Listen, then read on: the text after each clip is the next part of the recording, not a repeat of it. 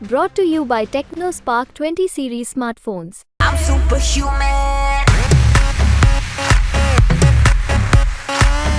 प्रदेश के नहीं देश के बड़े राजनीतिज्ञ रहे माधवराव जी, उन्होंने कभी डांटा किसी बात पे? कभी नहीं डांटा। पिताजी ने जरूर डांटा है, ज्योतिरादित्य सिंधिया जी आपको किस बात पे डांटते हैं? लेकिन वो मेरे पिता है तो कि उन्होंने कहा कि महारमन सिंधिया अभी तो नजर आ रहे हैं, फिर उसके बाद आएंगे क्षेत्र में, अगर मान लीजिए कि चुनाव जीत गए, फिर उसके बाद महारमन सिंधिया क्षेत्र में आएंगे कि नहीं? वो लाएंगे, क्योंकि पर्सनली एक सवाल, युवराज कहलाना ज्यादा पसंद है या महारमन? सबसे अच्छा महान आर्यमन जी छोड़िए, आर्यमन ही ठीक है। आर्यमन तक ठीक है, आर्यमन तक ठीक है। अच्छा ही लगता है। आपने कांच भी खुला हुआ? तो कांच भी खुलते हैं और एसी भी नहीं चलाते हैं, तो दोनों काम नहीं होते गाड़ी में। कांच हमेशा खुलती है और एसी भी हमेशा बंद रहती है। ना आपने घूमा, एक सवाल, गुना में आपको लगता है इस बार बहुत इजी फाइट है या मतलब लग रहा है कि नहीं मेहनत की जरूरत है और हम मेहनत करेंगे? देखिए, जैसे मेरे पिता ने मुझे सिखाया है, हर फाइट एक फाइट होता है। तो एक बार फिर से खास चर्चा में मेरे साथ खास मेहमान जुड़ चुके हैं। इससे पहले मैंने आपको दिखाया था कि महारमन सिंधिया जनता के बीच में थे और मैंने जनता से भी सवाल किए, उनसे भी सवाल किए, और अब खास बातचीत के लिए महारमन सिंधिया के साथ हम आगे बढ़ रहे हैं उनके कारवां में, जहां उनकी अगली सभा भी है। इसी दौरान हम उनसे कुछ खास बातचीत, जो सवाल हैं वो समझेंगे और गुना के गणित को भी समझेंगे। महारमन, उस बीच मैंने जनता से भी इसलिए स्पष्टता से पूछा कि एक सवाल होता है कि बार बार ये आता है कि भाई 2000, अच्छा एक पहले पर्सनल सवाल आपसे, क्योंकि उस समय आप शायद छोटे थे, 2019 का जब चुनाव हुआ था उस समय आपने कैंपेन किया था क्या? नहीं, 2019 के मैं कॉलेज में था। अच्छा। तो मैं कॉलेज में, मेरे ग्रेजुएशन हो रही थी और अच्छा। मेरा आखिरी साल था कॉलेज का, तो इसलिए मैं उस वक्त कैंपेन नहीं कर पाया था। अच्छा। पर मैंने डिजिटली जो भी कर पाया, मैंने डिजिटल से जो भी मेरे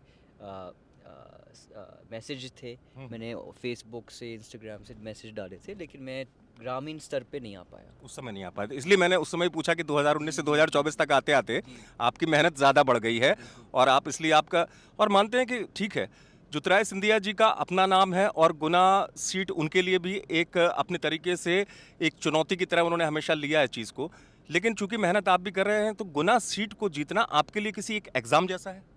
नहीं, बिल्कुल, ये परिवार के लिए है, ये परिवार की जीत है, ये परिवार की चुनाव है। मैं हर सभा में जाता हूँ तो कहता हूँ ये खाली मेरा नहीं है, मेरे पिता का नहीं है, ये सबका चुनाव है। तो ये एक सबके लिए एक बहुत बड़ी चैलेंज है और हम सब चाहते हैं कि हम भारी से भारी बहुमत से हम जीत हासिल करें। ठीक है, ये आपने सही बात कही और स्वीकारा भी उस बात को, लेकिन महारमन, एक मेरे मन में बहुत सवाल था और बड़ा मतलब मेरे मन में ये भी था, आपके भी आपने बताया, इसलिए मैंने 2019 का पूछा था।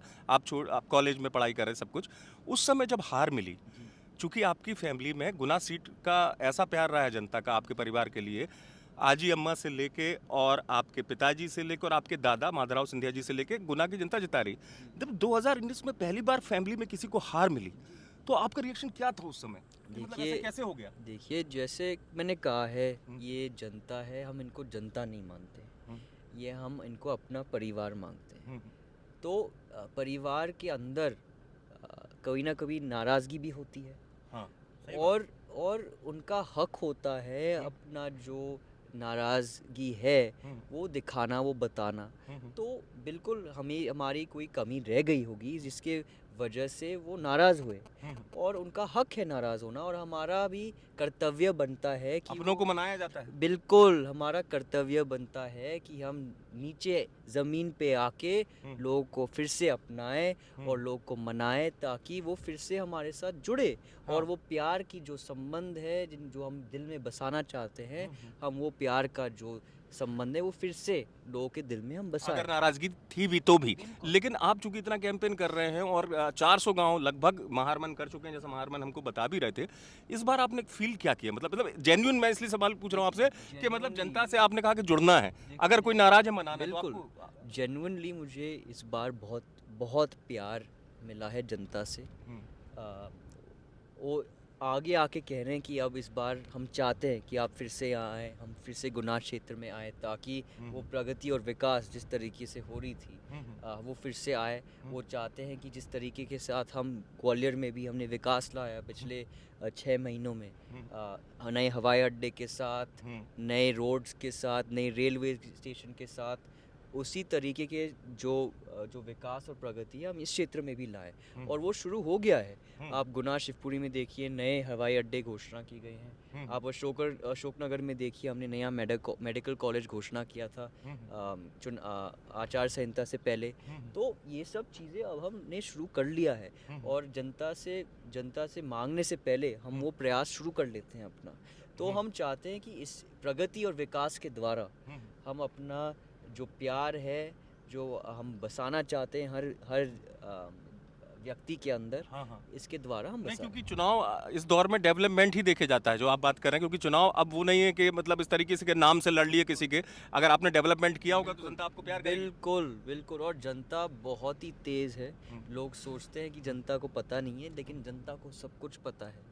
जनता को पता है कौन से योजनाएं निकले हैं, किसका क्या लाभ है, सब कुछ पता है। तो उसकी जो परिणाम होगी वो सामने आएगी। आपकी जो जून में परिणाम होगी, ये सब प्रगति और विकास का परिणाम सामने आएगा। नहीं, ये लग रहा है, लेकिन चूंकि इतना लगातार सुबह से मैं शेड्यूल देख रहा हूँ और मैं खुद ही देख रहा हूँ सारी चीज़ों को।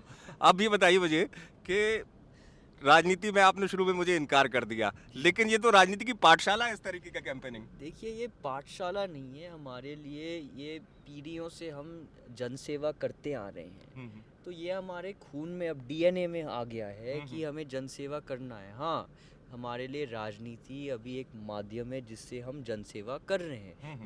मेरे पिता जो है राजनीति को एक माध्यम समझते हैं।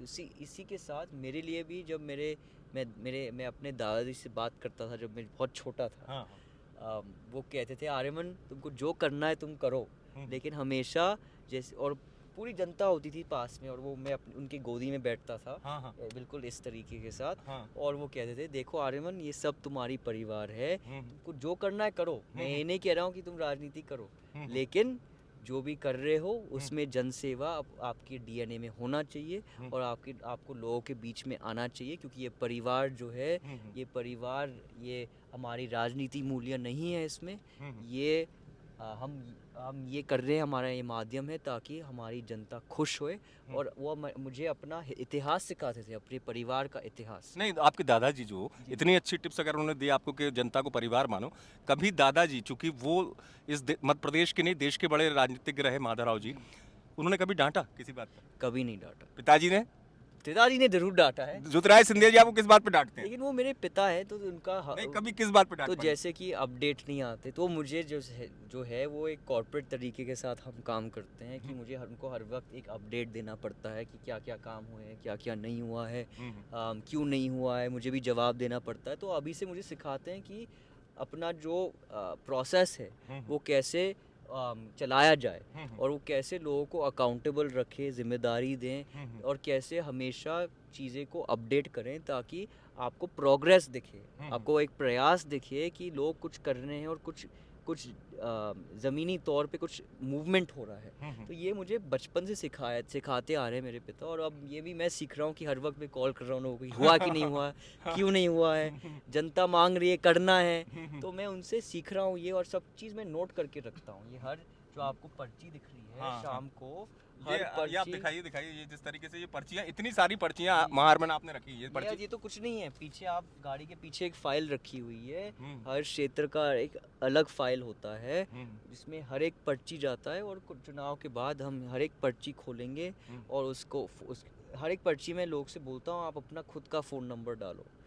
ये एक बड़ी चीज़ थी, क्योंकि जिसने पर्ची दी, फिर उनने, देखिए ये एक प्रैक्टिकल बात है कि मान लीजिए महारमन सिंधिया मिले, पर्ची दे दी, और फिर महारमन सिंधिया चले गए। अगर आपने देखा होगा, जब मैं जनता से मिलता हूँ तो मैं उनसे कहता हूँ कि भैया आप अपना नंबर, खुद का नंबर डालो इस पे, ताकि जब काम का समय हो मैं आपको फ़ोन कर सकूँ और पूछ सकूँ हुआ है कि नहीं हुआ है। आप फॉलो करते हैं? बिल्कुल, कि हुआ है कि नहीं हुआ ज़रूर पूछना है। और उनको विश्वास दिलाना है कि अगर नहीं भी हुआ है, कि उनको पता है कि आपने फ़ोन किया है और आपको दिख रहा है कि नहीं हुआ है, और आपको पता चला है कि नहीं हुआ है, ताकि उस पर काम हो।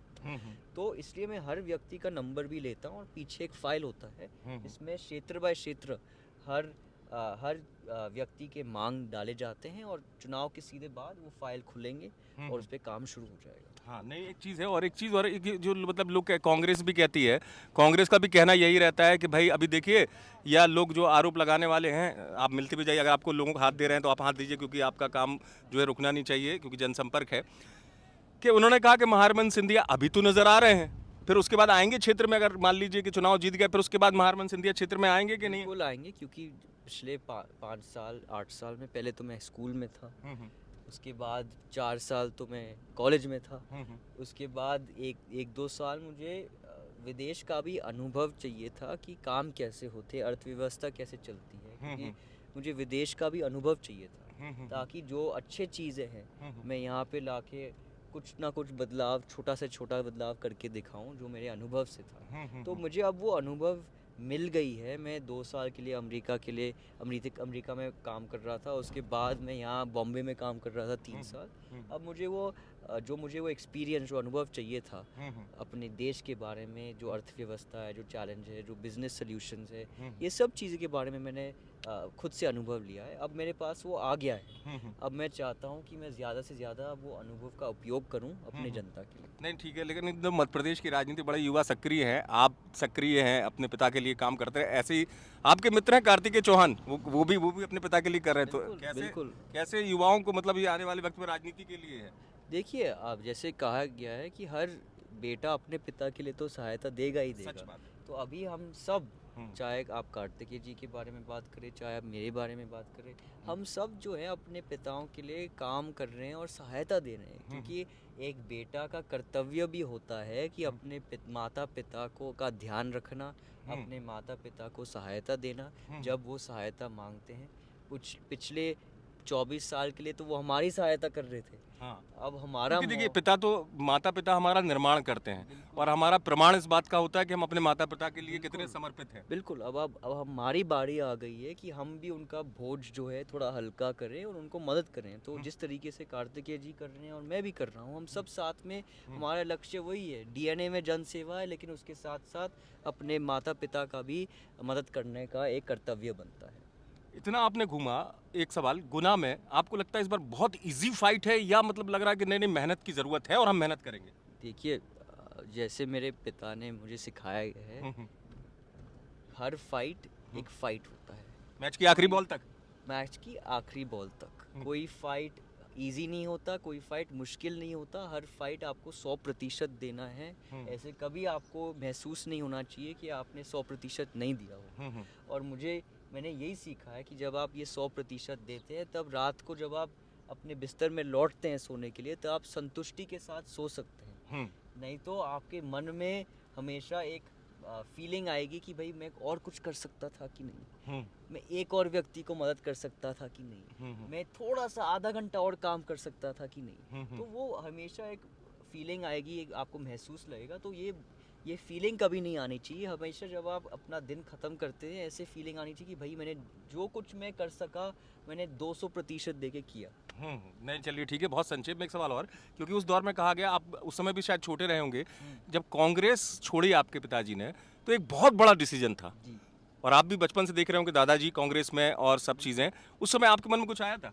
बिल्कुल। मेरे पिता के लिए मुझे काफ़ी कुछ आया था, क्योंकि उन्होंने कितने साल उस पार्टी को दिए, उस पार्टी को ऊपर लेके आने के लिए, जनसेवा करने के लिए। भी आखिर में उनको भी बुरा लगा कि उनके जो मांगे थे अपनी जनता के लिए, वो पूरी नहीं हो पाई, और उनको कहा गया कि आप सड़कें पे जाइए। तो अगर ऐसा कोई कहता है, तो आपको भी, अगर आप अपने लिए नहीं कर रहे हैं, आप लोगों के लिए कर रहे हैं, आप अपनी जनता के लिए कर रहे हैं, तो आपको भी लगता है कि ठीक है, हमें अपनी जनता के लिए करना है तो हम करेंगे। और उसी तरह उन्होंने अपनी जनता के लिए वही सड़कें पे आए और उन्हें बदलाव लेके आए। एक बड़ा डिसीजन था वो। एक चीज़ और, देखिए मैं इसलिए पूछूंगा क्योंकि मैं देख रहा हूँ, और काफ़ी समय से मैंने देखा भी कैंपेनिंग को, इसमें लोग महाराज कहते हैं, युवराज कहते हैं। महारमन मैंने आपको देखा, आपने बुजुर्ग को भी गले लगाया, वो तस्वीर भी मैंने दिखाई थी, अब उस समय शूट कर रहे थे हम। पर्सनली एक सवाल, युवराज कहलाना ज़्यादा पसंद है या महारमन? सबसे अच्छा महान आर्यमन जी छोड़िए, आर्यमन ही ठीक है। आर्यमन तक ठीक है? आर्यमन तक ठीक है। मैं तो, आपको याद होगा, आप जानते हैं, आप मेरे दादाजी के साथ भी आपने काफ़ी इंटरव्यू किए हैं, आपके परिवार भी काफ़ी पास थी, तो जिस तरीके के साथ वो जनता के साथ वाद विवाद करते थे, एक सेकंड आप जनसंपर्क करेंगे तो अभी देखिए बीच बीच में जनसंपर्क भी चल रहा है। महारमन इस तरीके से मिलते हैं, देखिए रास्ते में अगर कोई पानी की बोतल भी दे रहा है तो महारमन को लोग ऐसे रोकते हैं और महारमन गाड़ी भी रोक देते हैं। यहाँ पर पीछे सुरक्षा की भली गाड़ी हो, महारमन सिंधिया लोगों से इस तरीके से बात करते हैं। अब मान लीजिए कि युवा आ गए, उनने रास्ते में रोक दो महारमन की गाड़ी, सुरक्षाकर्मी आए हैं महारमन के बीच में, लेकिन महारमन कन्वे लोगों के बीच में इस तरीके से अपना कैंपेनिंग भी करते हैं कि रास्ते में कोई मिल भी जाए तो महारमन सिंधिया लोगों को सवाल भी कर लेते हैं, पूछ भी लेते हैं प्रचार ठीक चल रहा है नहीं।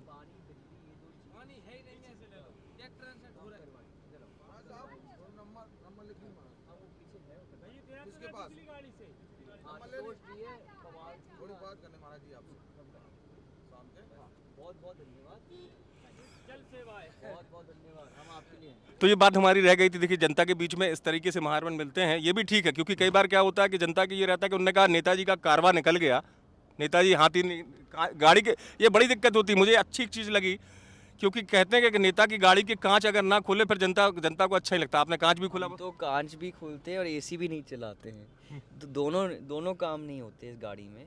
कांच हमेशा खुलती हैं और एसी भी हमेशा बंद रहती है, ताकि आप जैसे जनता रह रही है आप वैसे ही रहो।